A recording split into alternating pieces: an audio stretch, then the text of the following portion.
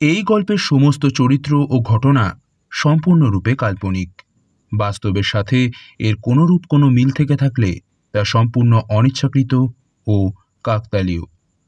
আপনাদের বোঝার সুবিধার্থে বলে রাখি, এই গল্পের প্রথম পর্বের লিঙ্ক নিচের ডেসক্রিপশন বক্সে দেওয়া রইল। আগে প্রথম পর্বটি শুনে তারপর দ্বিতীয় পর্বটি শোনার একান্ত অনুরোধ রইল। ধন্যবাদ।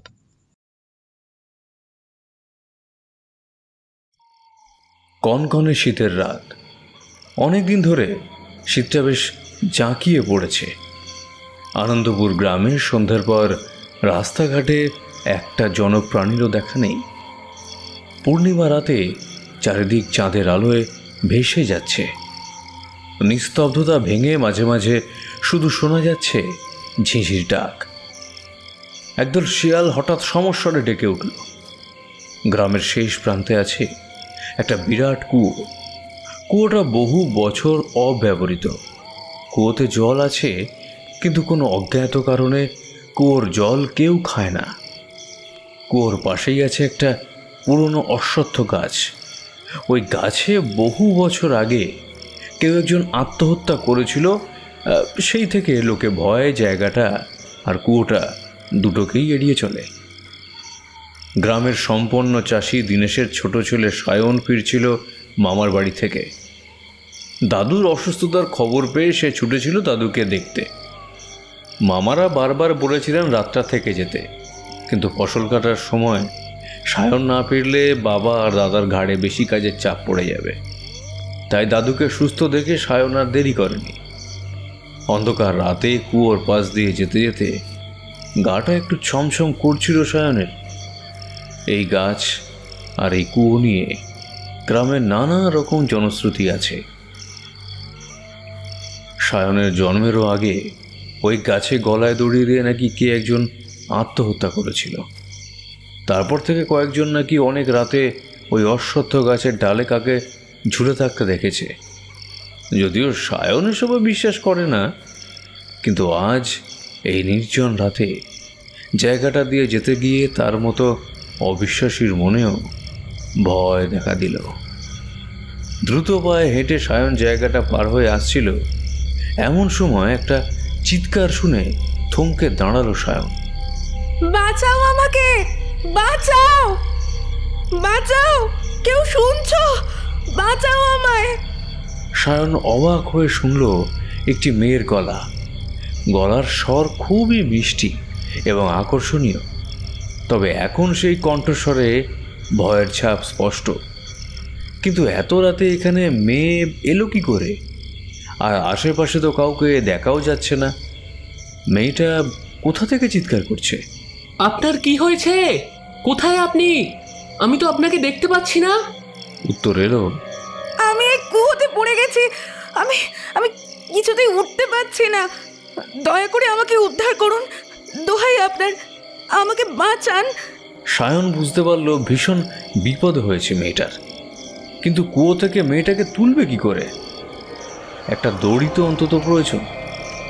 সায়ন কি করবে এক মুহূর্ত ভেবে নিল। তারপর মেয়েটার উদ্দেশ্যে বলল, আপনি ভয় পাবেন না, আর একটু সাহস রাখুন, আমি এক্ষুনি আসছি। সায়নের ছোটবেলার অভিন্ন হৃদয় বন্ধু মানুষের বাড়ি গ্রামের শেষ প্রান্তে। জায়গাটা থেকে খুব একটা দূর নয়।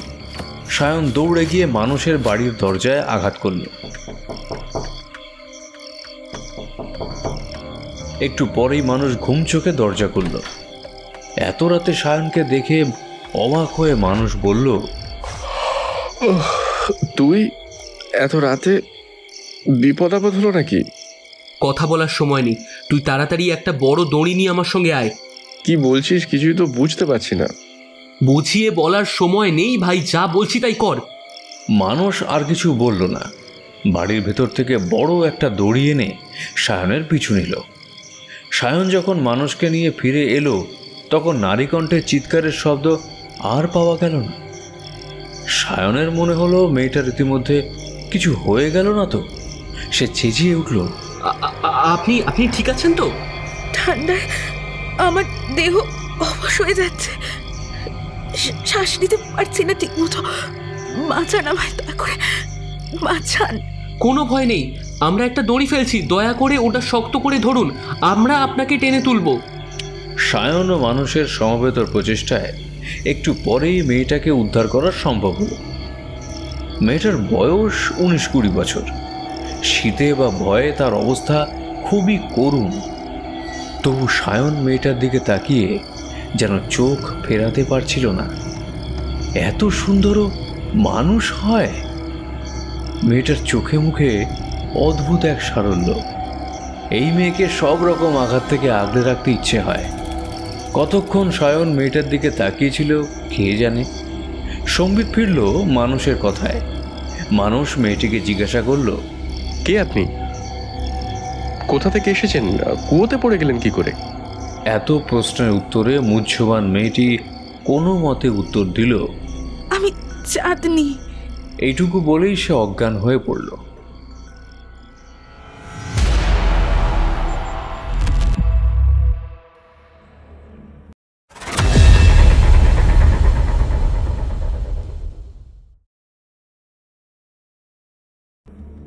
নমস্কার শ্রোতা বন্ধুরা, আমি প্রদ্যুৎ রয়েছে আপনাদের সঙ্গে।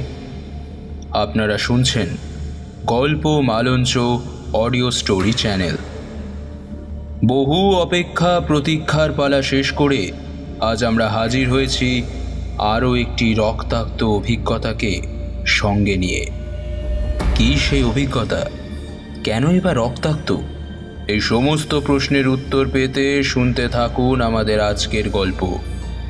লেখিকা পৌলমী দাসের কলমে চাঁদনি গল্পের দ্বিতীয় তথা অন্তিম খণ্ড, রক্তাক্ত কুয়ো। গল্প পাঠে পার্থ, গল্পের সূত্রধর আমি প্রদ্যুৎ। শুরু হচ্ছে আমাদের আজকের গল্প, রক্তাক্ত কুয়ো।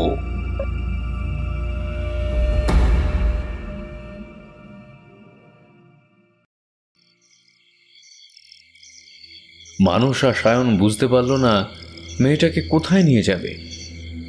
এত রাতে অল্প বয়সী একটা মেয়েকে তো এভাবে শুনশান রাস্তায় একা ফেলে যাওয়া চলে না। সায়নরা সম্পন্ন গৃহস্থ। এই গ্রামের সবচেয়ে বেশি ধান জমির মালিক সায়নের বাবা। তাদের সংসারে রোজ বেশ অনেকগুলো পাক পড়ে। তাই দুই বন্ধু মনস্থ করল চাঁদনিকে আপাতত সায়নের বাড়িতেই নিয়ে যাওয়া হোক।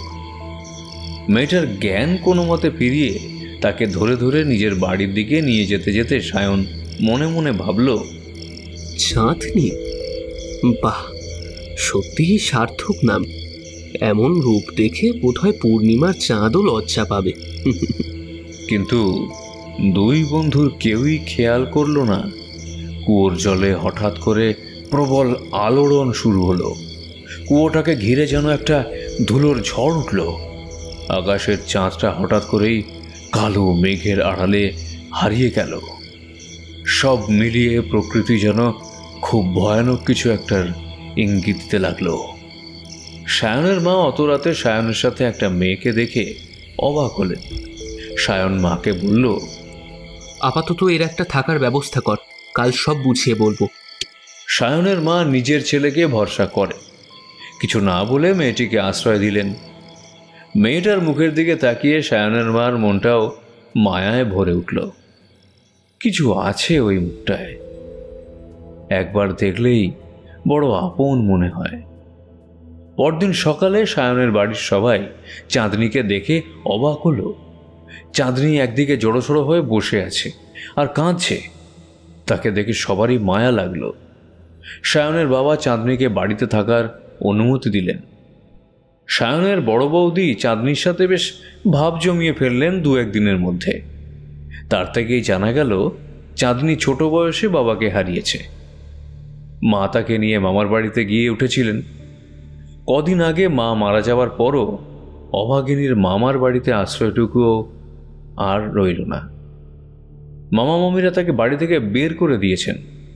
তাই গত কদিন চাঁদনি রাস্তায় রাস্তায় ঘুরেছে। লোকের দয়া কিছু খাবার জুটেছে তাই খেয়েছে, না জুটলে খায়নি। এইভাবেই ঘুরতে ঘুরতে সেদিন রাতে চাঁদনি এসে পড়েছিল এই গ্রামে।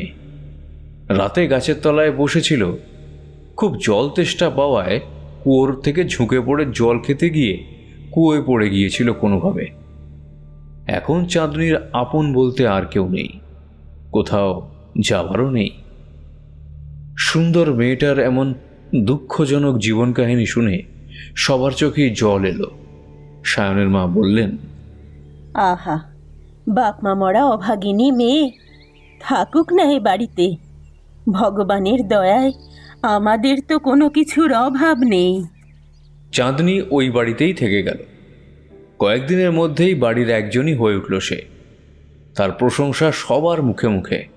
যেমন মিষ্টি স্বভাব, তেমনই কাজে কর্মে পটু। চাঁদনির হাতের রান্না খেয়ে সবাই একেবারে মুগ্ধ। আর চাঁদনির আশায় পরিবারের শ্রীবৃদ্ধিও হয়েছে। সেবার ফসল হলো, খুব ভালো হলো, বিক্রি করে প্রচুর অর্থ সমাগমও হলো। সায়নের মা তার স্বামীকে বললেন, পরিবারে সাক্ষাৎ মা লক্ষ্মী এসেছেন। আচ্ছা, কেমন হয় যদি চাঁদনিকে আমরা সায়নের সাথে বিয়ে দিয়ে আমাদের কাছেই রেখে দিই, বলো তো? আরে, তুমি তো একেবারে আমার মনের কথা বললে হে গিন্নি। তবে সায়নের মতটা একবার নিলে হতো না? আমি মা হয়ে ছেলের মন জানি নে। সায়নের খুব মত আছে, আর চাঁদনিরও এতে আপত্তি হবে না, আমি ঠিক জানি। তুমি দেখো। এই খবরে সবাই খুব খুশি। শুধু বাড়ির বহুদিনের পুরনো রাঁধুনি উমা বলল, বলি মেয়েটার জাতকুল কিছু জানা নেই, কোনো পরিবারও নেই। যেটুকু সে নিজে মুখে বলেছে তার বাইরে কিছু তো কেউ জানেই না। একটু খোঁজ খবর নিলে ভালো হতো না? তবে তার কথায় কেউ কোনো গুরুত্ব দিল না। শুভ দিন দেখে বিয়ে সম্পন্ন হলো। সায়নের পরিবারে যেন খুশির জোয়ার নেমে এলো। গ্রামের সবাই কদিন ধরে ভোজ খেয়ে নতুন বউয়ের রূপের প্রশংসায় পঞ্চমুখ হয়ে তারপর বাড়ি ফিরলেন। কিন্তু সেদিন গ্রামের কেউ বুঝতে পারেনি কত বড় বিপদ অপেক্ষা করে আছে তাদের সামনে। বিয়ের সবে 7 দিন পার হয়েছে। দিনটা ছিল ঘোরতর দুর্যোগের। ঝড় বৃষ্টি শুরু হয়েছে বিকেল থেকেই। গ্রামের হারান মল্লিক কি একটা কারণে ওই দুর্যোগের মধ্যেও বের হতে বাধ্য হয়েছিল। ঝড় বৃষ্টিতে নাজেহাল হয়ে সে ফিরছিল সেই কুয়োর পাশ দিয়ে। হঠাৎ তার চোখে পড়ল কুয়োর পাশে কে একটা যেন দাঁড়িয়ে আছে। আরে, এ তো একটা মেয়ে মনে হচ্ছে। হারান অবাক হলো। যেখানে কোনো পুরুষ মানুষও এত রাতে এখানে আসবে না, সেখানে এই দুর্যোগের রাতে একটা মেয়ে কি করছে? হারান মেয়েটার দিকে একটু এগিয়ে গেল। মেয়েটা এক জায়গায় স্থির হয়ে দাঁড়িয়ে। এমন সময় বিদ্যুৎ চমকালো। বিদ্যুতের আলোয় হারান চমকে উঠে দেখল, কোথায় মেয়ে? এ যে এক মূর্তিমান বিভীষিকা। প্রাণীটার দেহের নিম্নভাগ একটা শাড়ি দিয়ে জড়ানো ঠিকই, কিন্তু উপরিভাগ যে কোনো মানুষের নয়। প্রাণীটার মাথার অংশটা হলো একটা অতিকায় হাঙরের মতো। তার ছুরির ফলার মতো দাঁত বের করে প্রাণীটা গর্জন করে উঠল অবিকল মানুষের গলায়। সেই ভয়াবহ রক্ত জল করা গর্জন শুনে হারানের অন্তরাত্মা কেঁপে উঠল। সে কোনো মতে ভয়ার্ত কণ্ঠে বলল, কে তুই? আমি জল পিশাচিনী। জলের অতল থেকে উঠে এসেছি আমি। সাধারণ তন্ত্র আমাকে কাটতে পারে না, আগুন আমাকে পড়াতে পারে না। যতবার কেউ আমাকে মারতে চেষ্টা করে ব্যর্থ হয়, আর ততবার আমি আরো বেশি করে শক্তিশালী হয়ে উঠি। আমি অনেক দিন মানুষের রক্তের স্বাদ পাইনি। আজ আমার তৃষ্ণা মেটাবো তোর রক্ত খেলে।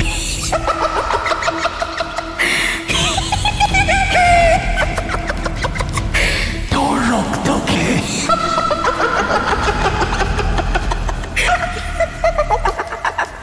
হারান মৃত্যু ভয়ে কাতর স্বরে বলে উঠল, আমার মেয়ে না, আমার মেয়ে না, দয়া করে আমার ছেড়ে দাও।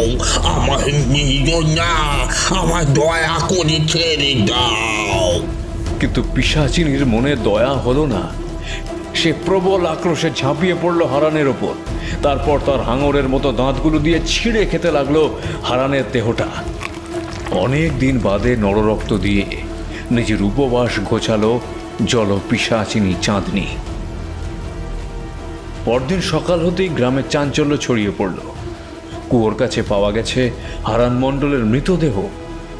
তার দেহটা আগে যেন ছিঁড়ে খেয়েছে। এই গ্রামে এরকম কোনো হিংস্র পশু তো নেই, আর বাঘে খেলেও নরদেহ তো এভাবে রক্তশূন্য হয়ে যাবে না।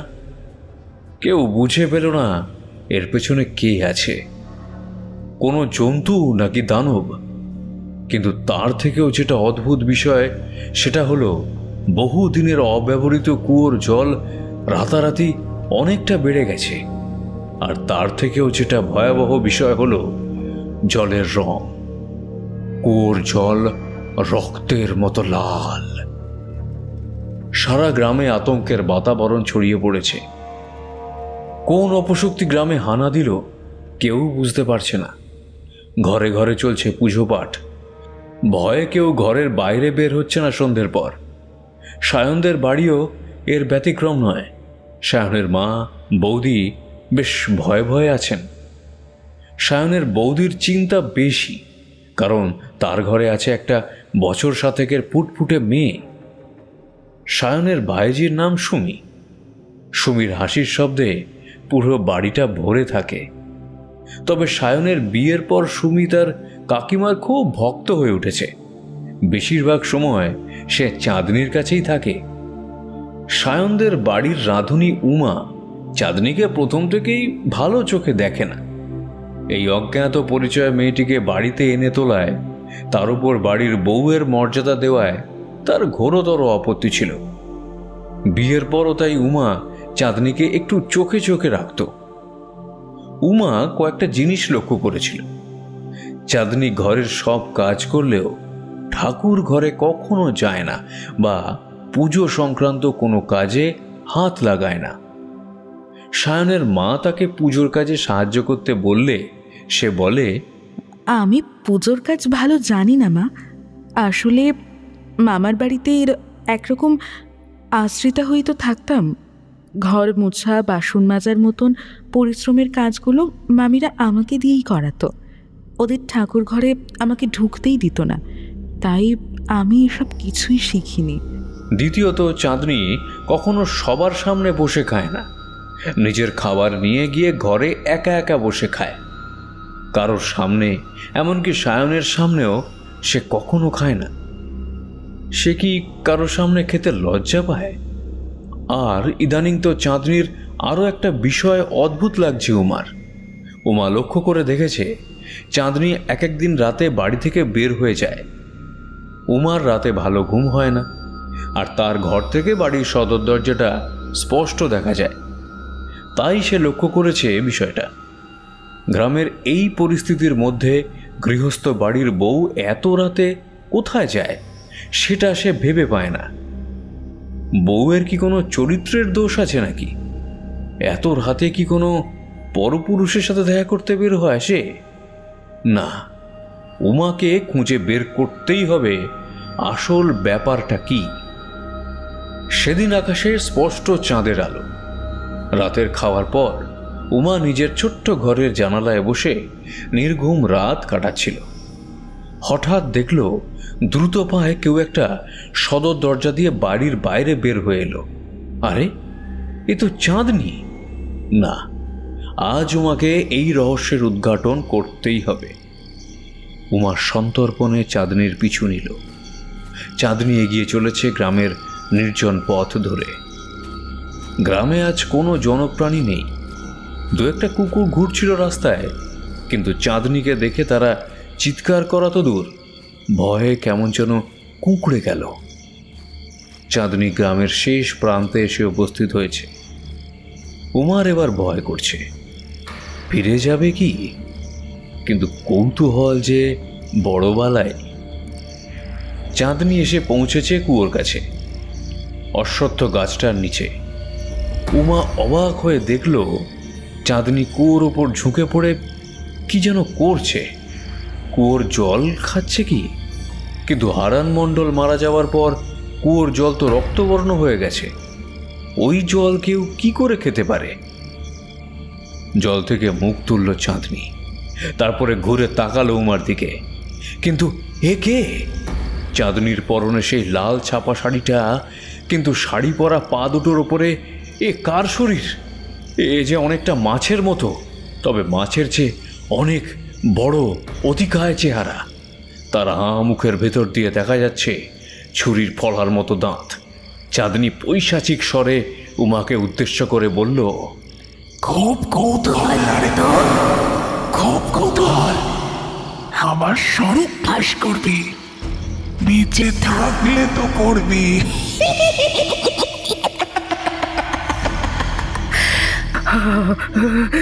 আমাকে ছেড়ে দাও। আমি আমি এতদিন তোমাকে রেঁধে খাইয়েছি, আমাকে ছেড়ে দাও। চাঁদনি নামক পিশাচিনী গগন বিদারী হাসি হেসে বলল,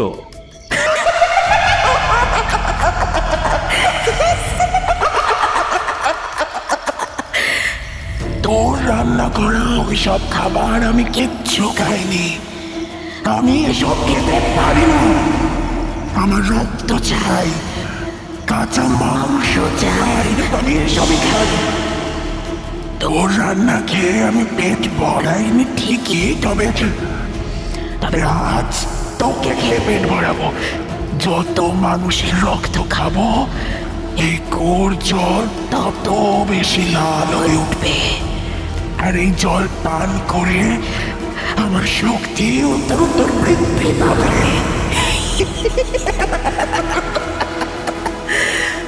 উমা এরপর আর মুখ খোলার সুযোগ পেল না। সাক্ষাৎ মৃত্যু নেমে এলো তার উপর। পরদিন সকালে উমাকে খুঁজতে খুঁজতে সায়নরা সবাই কুয়োর কাছে এসে পড়ে। আবার সেই বীভৎস নারকীয় দৃশ্য। উমার ছিন্ন ভিন্ন রক্তশূন্য শরীরটা পড়ে আছে কুয়োর ধারে। কুয়োর জল এখন বেড়ে গিয়ে কুয়োর প্রায় মুখ অবধি চলে এসেছে, আর সেই জল ঘোর রক্তবর্ণ। বাড়ির পুরনো সদস্যকে হারিয়ে সায়নদের বাড়িতে শোকের ছায়া নেমে এলো। সেই শোকে সামিল হলো সায়নের নববিবাহিতা লক্ষ্মীমন্ত গৃহবধূ চাঁদনিও। সুমির মনটা বড় খারাপ। উমাদিদা তাকে কত গল্প শোনাতো, ভূত, পেতনি, রাক্ষস, খোক্ষসের গল্প। তবে উমাদিদা সুমিকে কাকিমার কাছে বেশি যেতে দিতে চাইতো না। সুমি কাকিমাকেও খুব ভালোবাসে, তবে প্রথম প্রথম কাকিমা সুমিকে অনেক সময় দিলেও এখন সুমিকে আর আগের মতো আদর করে না। সুমি কাকিমার ঘরে গেলে, সুমি চলে গেলেই যেন কাকিমা খুশি হয়। সেদিন সুমি কাকিমার খাওয়ার সময় ঘরে ঢুকে পড়েছিল। কাকিমা কি বকাটাই না বকলো তাকে।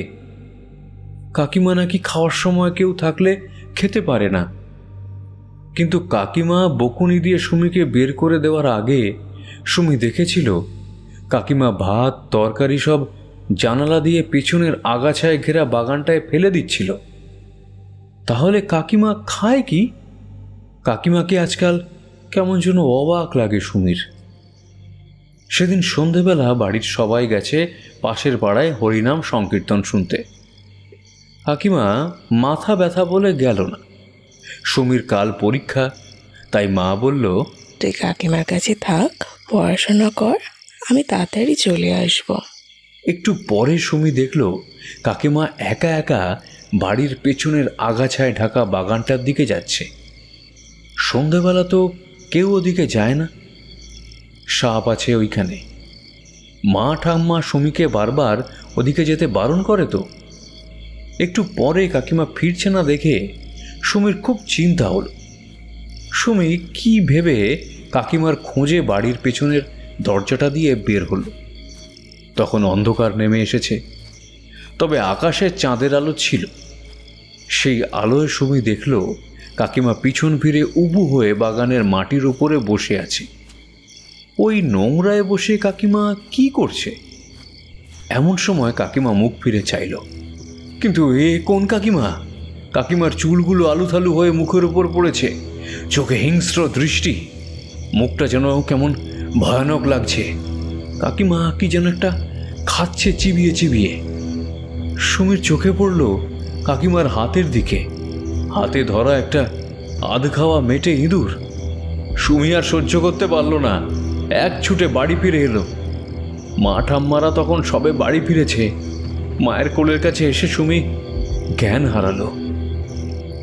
সেই রাতে সুমির ধুম জ্বর এলো। জ্বরের ঘোরে সে খালি ভুল বকছে, কোনো হুঁশ নেই। সারা রাত সুমির শিয়রে বসেছিল সুমির মা আর বাবা। ভোরের দিকে সায়ন দাদা বৌদিকে বলল, তোমরা একটু বিশ্রাম নাও, আমি বসছি ওর কাছে। সায়ন বসেছিল সুমির মাথার কাছে।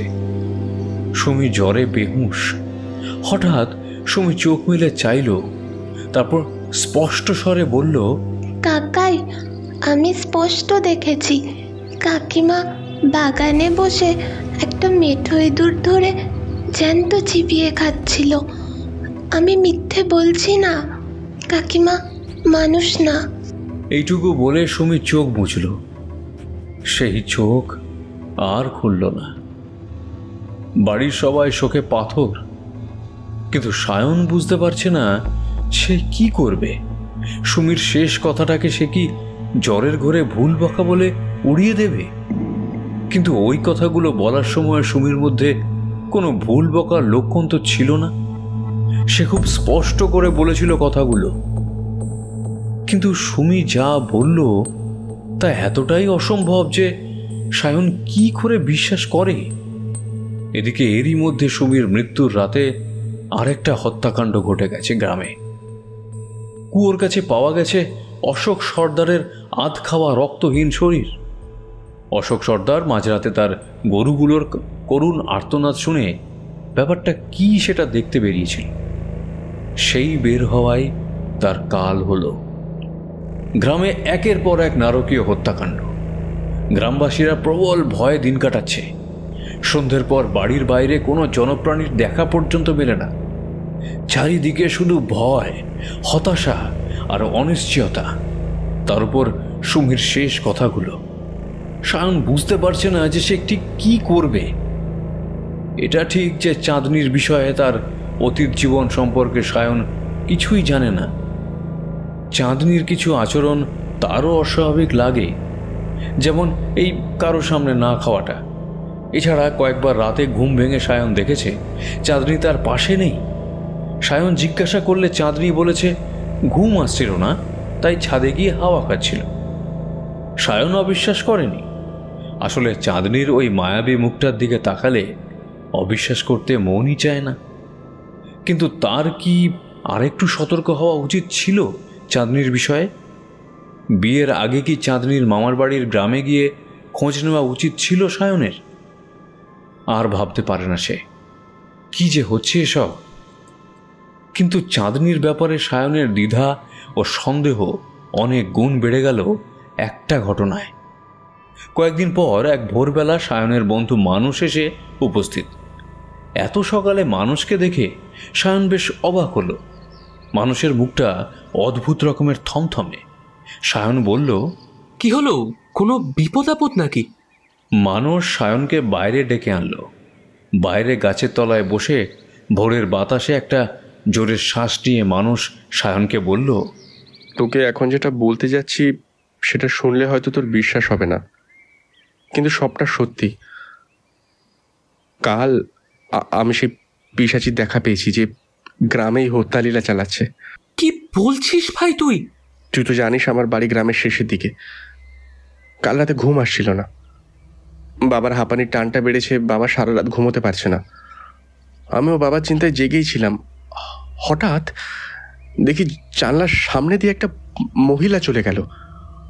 আমি খুব অবাক হলাম, কিন্তু হয়তো পিছু নিতাম না যদি না মহিলার শাড়িটা আমার খুব চেনা না হতো। এটা সেই সবুজ রঙের দূরে তাঁতের শাড়িটা, যেটা কাল বিকেলে বৌদি পরেছিল। কাল যখন তোর সাথে আড্ডা দিতে এলাম তখন বৌদিকে এই শাড়িটা পরেই আমি দেখেছি। এই শাড়িটা আমি তোদের বিয়েতে উপহার দিয়েছিলাম, তাই আমার মনে আছে। সায়ন চুপ করে শুনছে। তার ভাবনা চিন্তা যেন কাজ করছে না। মানুষ বলে চলল, আমি বৌদির পেছন পেছন চললাম সাবধানে, যাতে বৌদি টের না পায়। বৌদি কুয়োর কাছে গেল, তারপর কুয়োয় মুখ ডুবিয়ে সেই অপেয় জলের অনেকটা পান করলো। তারপর মুখ তুলে যখন ঘুরে তাকালো তো তখন যা দেখলাম তাতে নিজের চোখকে বিশ্বাস হলো না। বৌদির বদলে দাঁড়িয়ে আছে যে পিশাচিনীর মূর্তি, তার দেহের উপরিভাগটা যেন একটা হাঙরের মতো। তার ধারালো দাঁতের পৈশাচিক অভিব্যক্তি কোনোদিন ভুলবো না। আমি একটা গাছের আড়াল থেকে দেখেছি। সে পিশাচিনী আমাকে দেখতে পাইনি, কিন্তু আমার দেখার কোনো ভুল নেই। সায়ন আর নিজেকে ধরে রাখতে পারল না। সুমির ঘটনাটা মানুষকে খুলে বলে সে হাউ হাউ করে কাঁদতে লাগলো। দুই বন্ধু মিলে গভীর চিন্তায় পড়ল। সবাইকে বললে আরও আতঙ্ক ছড়াবে। তারা দুজনে মিলেই এই ঘটনার সূচনা করেছিল। তাদেরই এর শেষ করতে হবে, কিন্তু কি করে কি হবে সেটা তারা ভেবে পেল না। সায়ন আর মানুষ যখন কোনো পথ খুঁজে পাচ্ছে না, তখন আরেকজন কিন্তু এই পিশাচিনীর বিনাশের জন্য একটা উপায় খুঁজতে বদ্ধপরিকর। সে হলো সেই বুড়ি যার পুরো পরিবারকে চাঁদনি শেষ করেছিল। তারপর থেকে বুড়ির জীবনের একমাত্র লক্ষ্য ছিল জলপিশাচিনীর বিনাশ। তারক যখন চাঁদনিকে বিয়ে করে নিয়ে এসেছিল জেলেপাড়ায়, আর চাঁদনির প্রকোপে জেলেপাড়ার মৃত্যু মিছিল লেগেছিল, তখনই বুড়ি তারককে দিয়ে চাঁদনিকে মারার পরিকল্পনা করেছিল। সে সফল হতো যদি না তারকের একটা ছোট্ট ভুলে চাঁদনির এক ফোঁটা রক্ত নদীর জলে পড়ত। তার ফলে চাঁদনির বিনাশ না হয়ে সে কিছুদিনের জন্য ঘুমিয়ে পড়েছিল মাত্র। বুড়ি তখনই চাঁদনির সম্পূর্ণ বিনাশের পন্থা খুঁজতে বেরিয়ে পড়েছিল, কারণ বুড়ি জানত এবার আর বুড়ির একার ক্ষমতায় চাঁদনির বিনাশ সম্ভব নয়। যতবার পিশাচিনীকে বিনাশ করার কোনো ব্যর্থ চেষ্টা হয়, ততবার সে আরও ভয়ঙ্কর, আরও শক্তিশালী হয়ে ওঠে। তাই বুড়ি বের হয়েছিল তার গুরুদেবের সন্ধানে। তার গুরুর সাক্ষাৎ সে প্রথমবার পেয়েছিল এক অখ্যাত গ্রামের সাধারণ একটা শ্মশানে। বুড়ি অবাক হয়েছিল সাধারণ এক গ্রামের শ্মশানে এমন সিদ্ধ সাধকের সন্ধান পেয়ে। গুরুদেবের বয়স কত কেউ জানে না। যোগ বলে বয়স তার শরীরে ছাপ ফেলতে পারেনি। প্রথমবার বুড়ি তার শিষ্যত্ব গ্রহণ করে তার থেকে কিছু বিদ্যা শিখেছিল, কিন্তু এবার যে স্বয়ং গুরুদেব সহায় না হলে জলপিশাচিনীর হাত থেকে পরিত্রাণ নেই। তাই বুড়ি দীর্ঘ পথ অতিক্রম করে পৌঁছল সেই গ্রামে যেখানে সে প্রথমবার গুরুর দর্শন পেয়েছিল। কিন্তু বিধিবান সেখানে গিয়ে শুনল কিছুদিন আগেই সেই সিদ্ধপুরুষ সেই স্থান ত্যাগ করে চলে গেছেন। বুড়ি জানে গুরুদেব না চাইলে তার দর্শন মিলবে না। এদিকে অলৌকিক ক্ষমতা বলে বুড়ি জেনে গেছে যে চাঁদনি আনন্দপুর গ্রামে তার দৌরাত্ম্য শুরু করেছে। বুড়ি মনে মনে গুরুদেবকে স্মরণ করে বলল, প্রভু, তুমি তো অন্তর্যামী, এই বিপদে তুমি বিনা গতি নেই। আমি আনন্দপুর যাচ্ছি, নিজের সবটুকু দিয়ে আমি চেষ্টা করব পিশাচিনীকে আটকাতে। তুমি সহায় হও প্রভু।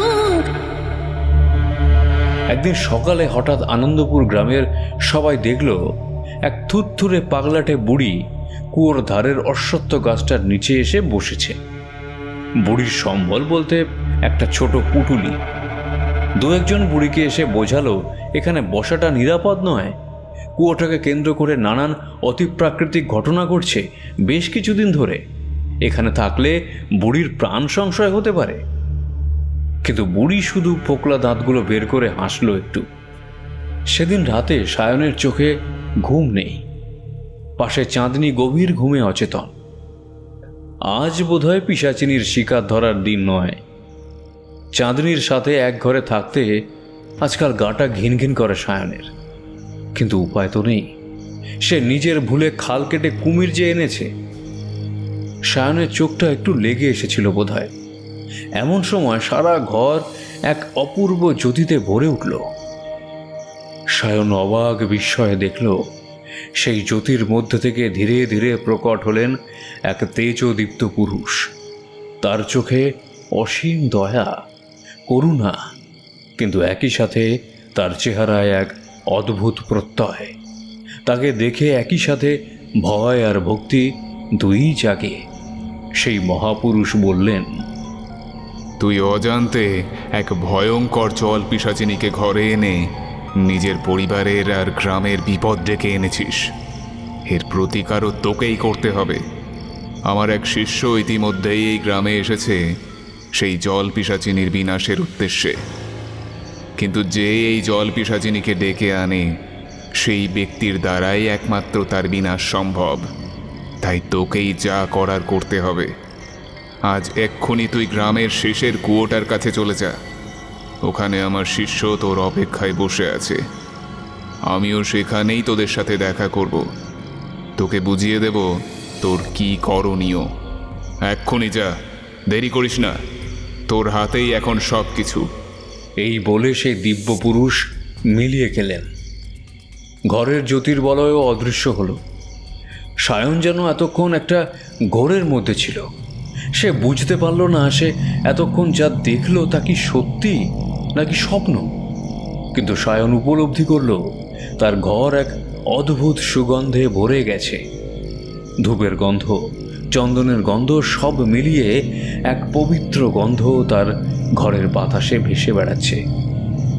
সায়নের পাশে ঘুমন্ত চাঁদনি হঠাৎ ধড়মড়িয়ে উঠে বসল। সে বলল, এটা কিসের গন্ধ? আমার দম বন্ধ হয়ে আসছে। কিসের গন্ধ এটা? এই বলে চাঁদনি তাড়াতাড়ি ঘরের বাইরে বেরিয়ে গেল।